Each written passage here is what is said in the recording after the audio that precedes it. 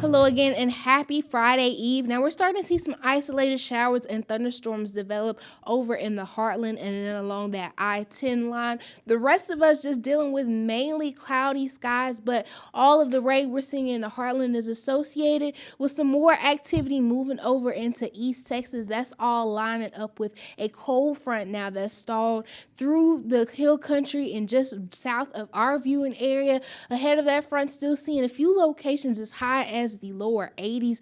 Laredo at 82 right now, mid 70s a little farther north in Del Rio. Here behind that front, seeing temperatures as low as the 30s already up in Amarillo. They're down to 39 degrees here in West Texas, seeing 53 up in the big country, 57 here in San Angelo. Now overnight, gonna maintain this very dense cloud cover across the area. Everybody's seeing mainly overcast and mostly cloudy skies up in the big country. Temperatures getting into the 40s, 46 expected up in Abilene.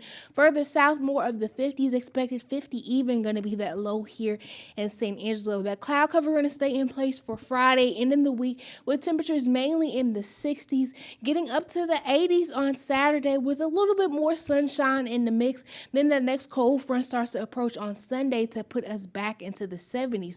Here's a look at the rainfall we're expecting overnight, mainly going to be confined to this southern line along that I-10 line. By midnight, seeing some more action between Mason and Sonora at that point. Things going to start to really taper off by sunrise tomorrow, getting into your lunchtime hours. All of us going to be on the dry side, still maintaining that heavy cloud cover that'll start to dissipate in those afternoon hours. Now, as we look towards the first official day of spring in a little less than 2 weeks, we're going to be looking at a trend of below average temperatures as we get closer to the first day of spring with some precipitation chances. Now, right now, with our current 7-day, won't see any more rain until this time next week, but we're going to recap with what's to come. Coming up this weekend, going to be peaking in the 80s ahead of that next cold front.